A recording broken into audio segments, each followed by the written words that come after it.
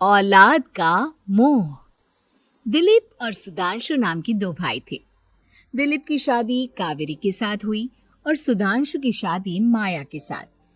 शादी के बाद दोनों भाई अपनी अपनी पत्नी के साथ खुशी खुशी रहा करते थे। दोनों भाइयों के परिवार एक ही घर में रहता था। साथ में खाना, साथ में घूमना, कुल मिलाकर दोनों भाइयों का परिवार खुशहाल परिवार था। कुछ सालों के बाद दिलीप की पत्नी कावेरी को एक बेटा हुआ। भैया, आज मैं बहुत खुश हूँ। चाचा बन गया हूँ मैं। हाँ भाई साहब, इस बच्चे के घर में आने से तो रौनक आ गई है। मैं सबको बताऊंगी कि मैं तो चाची बन गई हूँ, चाची। तुम दोनों कितने अच्छे हो। हमारे बच्चे के आने से ऐसे खुश हो रहे हो जैसे ये बच्चा तुम्हारा ही हो। बस भैया, अब आपका बेटा इस दुनिया में आ गया ना, हम भी कोशिश करेंगे कि हमारा भी बच्चा जल्दी से इस दुनिया में आ जाए। और फिर आपका और हमारा बच्चा दोनों मिलकर दिन भर घर के आंगन में खेला करेंगे। कितना मजा आएगा ना। सच कहती हूँ माया, मैं भी उसी दिन का इंतजार कर रही हूँ जब तुम्हारी भी गोद भर जाएगी और मेरे बेटे को एक छोटा भाई या बहन मिल जाएगी। 1 साल बीत जाता है। दिलीप और कावेरी का बेटा अब 1 साल का हो चुका था, लेकिन सुधांशु और माया की कोई औलाद नहीं होती। माया, लगता है कि हमारी जिंदगी में बच्चे का सुख ही नहीं है।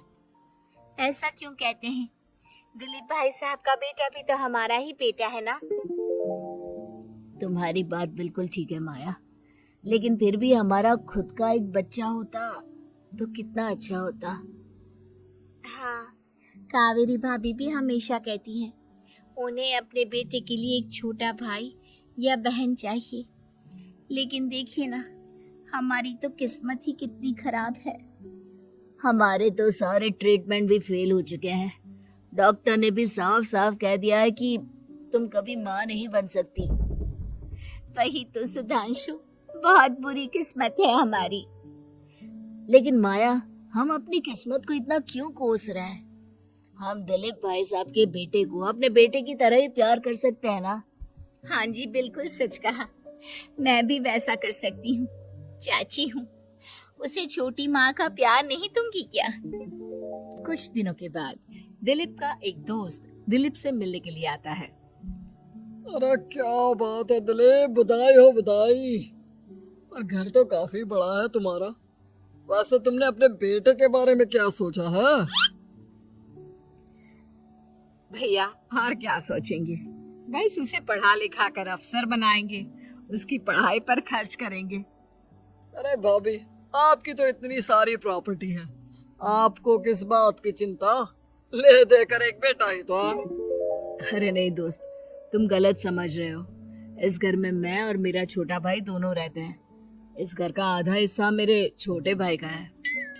अच्छा, कितने बच्चे हैं तुम्हारे छोटे भाई के? भैया, उनके साथ ना कुछ प्रॉब्लम है। मेरी देवरानी कभी माँ नहीं बन सकती। अरे फिर किस बात की चिंता?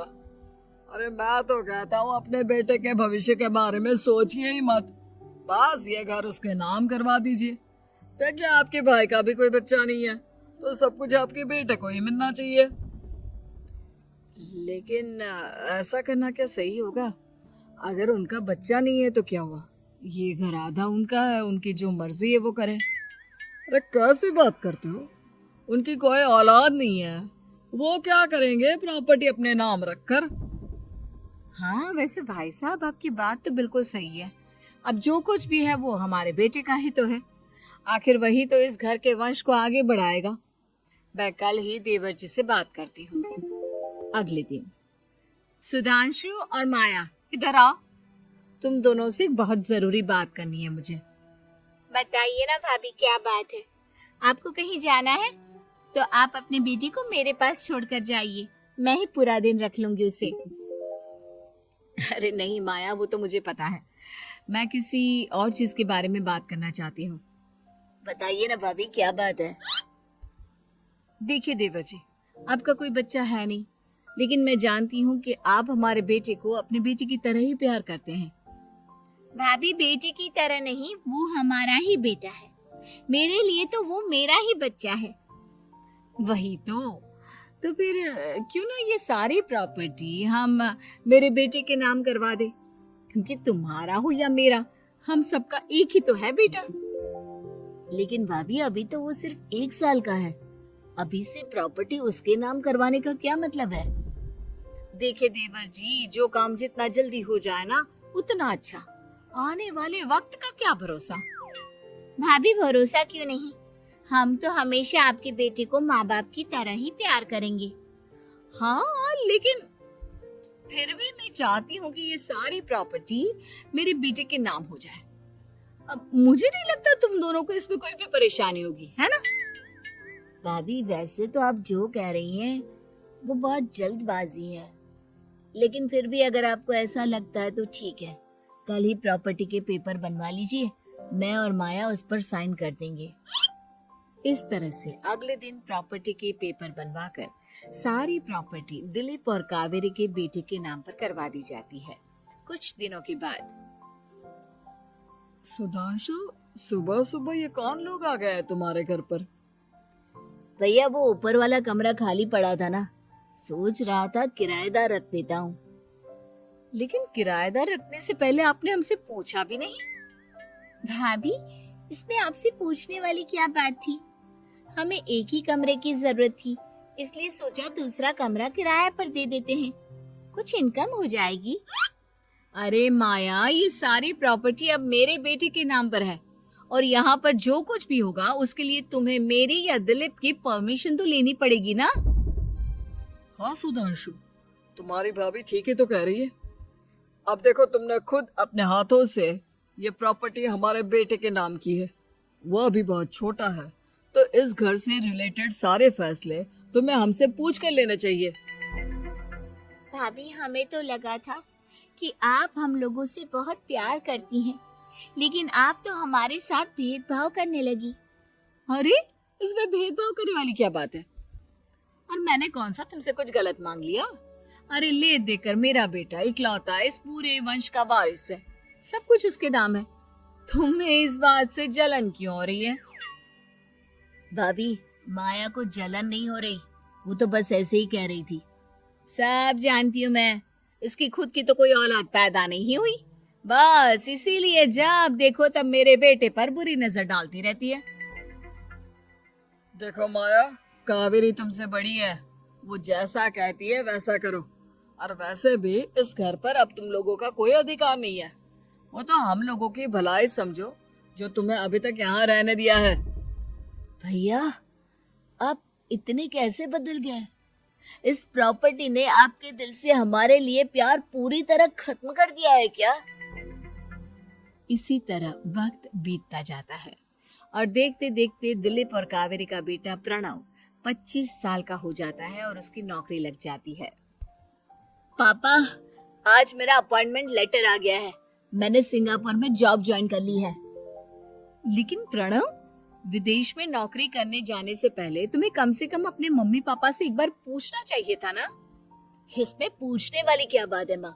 मैं सिंगापुर जाकर जॉब करना चाहता हूँ तो करना चाहता हूँ। देखो प्रणव, हमने तुम्हारे लिए इतनी सारी प्रॉपर्टी यहाँ पर रखी हुई है, उन सब का क्या होगा?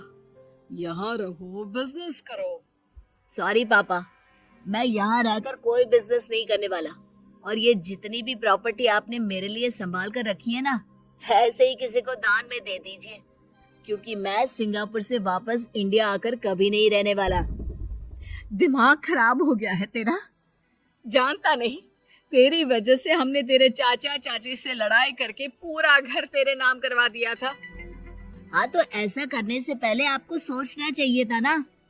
और मम्मा, मैं तो वैसे भी उस वक्त 1 साल का था, मेरा इस मैटर से कोई लेना देना नहीं है। कैसी बात कर रहा है ये लड़का? अरे तेरी वजह से अपने छोटे भाई से दुश्मनी लेकर बैठा हूं मैंने तो उसे घर से भी निकाल दिया। जानता नहीं तो बाजू वाले घर में एक छोटा सा कमरा किराए पर लेकर रहते हैं तेरे चाचा चाची, और ये सब मैंने तेरे लिए किया। देखिए पापा, आपने जो कुछ भी किया अपने लिए किया, मैंने आपसे कब कहा था कि मुझे ये प्रॉपर्टी और घर चाहिए? और वैसे भी अपने भाई के साथ इस तरह का बिहेव करके आपने कोई अच्छा काम तो किया नहीं। तू सही कह रहा है बेटा। हमने तेरे चक्कर में अपने छोटे भाई जैसे देवर और बहन जैसी देवरानी को इस घर से निकाल दिया। बहुत बड़ी गलती हो गई मुझसे। ठीक है मॉम, तो अब आप अपनी गलती सुधारो, लेकिन मुझे तो फॉरेन जाना है, मैं वहीं जाऊंगा। अब आगे क्या करना है ये आपका डिसीजन है। और प्रणव सिंगापुर जॉब करने के लिए चला जाता है। कुछ दिनों के बाद जब दिलीप और कावेरी को अपनी गलती का एहसास होता है तो वो सुधांशु के घर पहुंचती है। सुधांशु, माया, हमें माफ कर दो, हमसे बहुत बड़ी गलती हो गई। क्या हुआ भाभी? आज इतने सालों के बाद अब हम गरीब लोगों के घर क्या करने आई हैं? भाभी, हमने तो खुशी खुशी अपने भतीजे को सब कुछ दे दिया, अब हमारे पास कुछ भी नहीं बचा है। भाई, मुझसे बहुत बड़ी गलती हो गई। जो तेरे जैसे भाई को मैंने प्रॉपर्टी के चक्कर में घर से निकाला और जिसके लिए मैंने ये सब कुछ किया, वो खुद ही विदेश चला गया। भैया भाभी, जिस बेटे के लिए आपने हम लोगों को इतनी तकलीफ दी, आपस के प्यार को बिगाड़ा, जब वही आपसे दूर चला गया तो आपको इस बात का एहसास हुआ। लेकिन माफ कीजिए, अब हम आपके साथ रहने के लिए उस घर में नहीं आ सकते। नहीं नहीं माया, ऐसा मत कहो, मुझसे बहुत बड़ी गलती हो गई। प्लीज वापस चलो, मैं वो घर फिर से तुम्हारे नाम कर देती हूँ।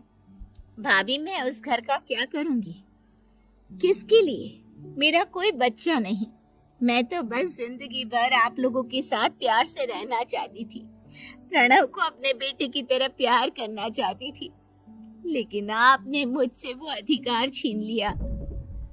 भाभी और भैया, एक सवाल पूछना चाहता हूँ आप लोगों से। जो बच्चा कुछ ही दिन पहले दुनिया में आया हो, जिस बच्चे के भविष्य का आपको पता ही ना हो, उसके लिए अपने पुराने रिश्तों को तोड़ देना, अपने सगे रिश्तेदारों से दुश्मनी मोल लेना, उनके साथ झगड़ा करना, उनकी बेइज्जती करना, क्या ये सही है? कम से कम हमें सही वक्त का इंतजार तो करना चाहिए ना। सिर्फ प्रॉपर्टी के लिए अपने सगे भाई को घर से निकाल दिया, वो भी अपने 1 साल के बेटे के लिए। क्या ये वाकई में सही था? जवाब दीजिए मेरी बात।